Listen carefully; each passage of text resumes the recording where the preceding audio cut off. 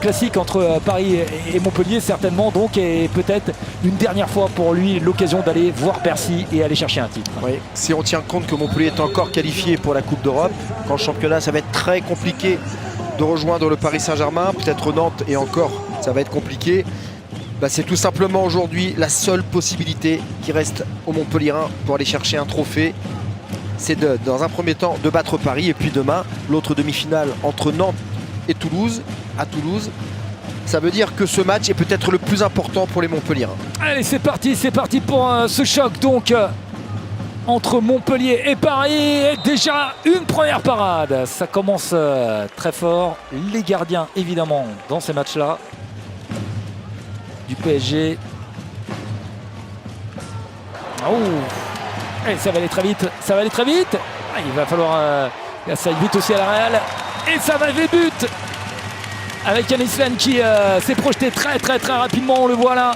Inarrêtable, l'international français.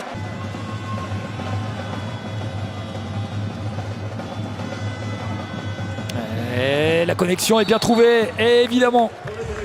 Nouveau but avec l'homme qui avait fait si mal lors du match de championnat au Montpelliérain ici. À Montpellier, il s'était réglé, il avait marqué ses 13 buts je crois. Oh, bien joué cette passe pour Mathieu Gréby. Et cette fois, ça sera dedans. Avantage Paris. On parlait des absents du côté de Paris. Allez, Stein encore une fois. Et voilà, le décalage est fait pour Balaguer, évidemment. Nouveau but. Ah, c'est fluide, ça passe bien pour les Parisiens. Piégé, Balaguer. La saison prochaine. Et donc, profiter pour cette équipe avec Monté, là, justement. Qui s'est lancé, Brian Monté, le Brésilien. Une pépite avec un gros potentiel, disait de lui Patrice Canaillé, justement. Balaguer encore une fois roule. Balaguer, il est en train de nous faire un match. Oh oui. Il est en train de nous faire un drôle de match là pour l'instant. Ouais, on le rappelle, ce joueur espagnol, il y a quelques années, que ce soit à Nantes ou en Espagne, un joueur qui était aussi utilisé sur la base arrière. Il a gardé ses automatismes, on le voit sur ce tir à la hanche où il arrive avec un coup de poignet à venir fusiller Rémi Desbonnets.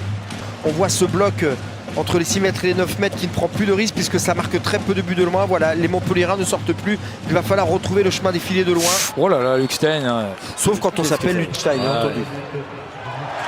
Ah oui, mais il y avait but ouvert derrière, boum, c'est sanction immédiate, incroyable. On parlait de cette précision. Stein. Tanzi. Stein. Tanzi qui va prendre sa chance. Ah ouais, superbe. Ouais, c'est beau Benoît parce que droitier à droite comme ça, revenir dans un secteur central, elle est tirée au-dessus de la tête des défenseurs avec un gardien de but qui est surpris par la rapidité du ballon. Même défensivement, il y a encore quelques errances. 22 partout pour l'instant.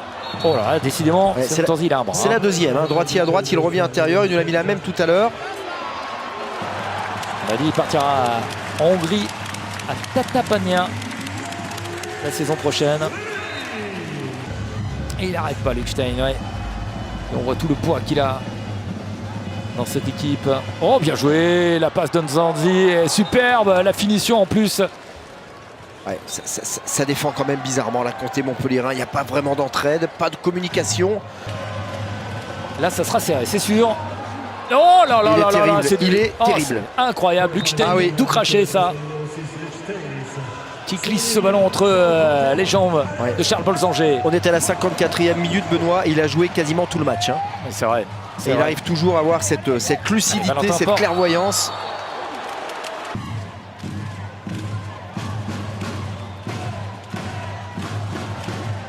Montpellier qui a perdu.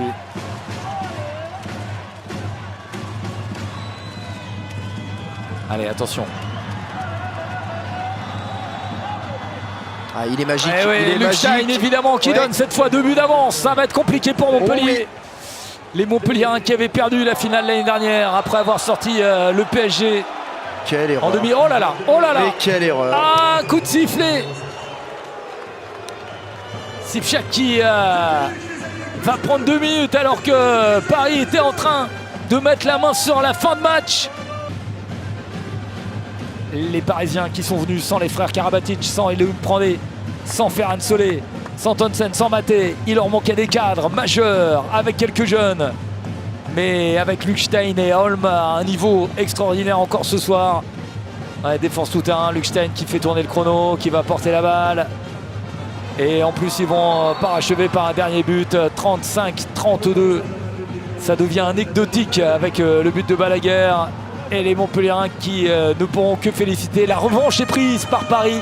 Paris qui avait perdu en demi-finale de Coupe de France la saison dernière. Paris retrouvera Bercy. Donc Paris a pris sa revanche. Paris qui gagne pour la 3e fois cette année l'équipe de Montpellier dans le classique. Paris, la suprématie se poursuit.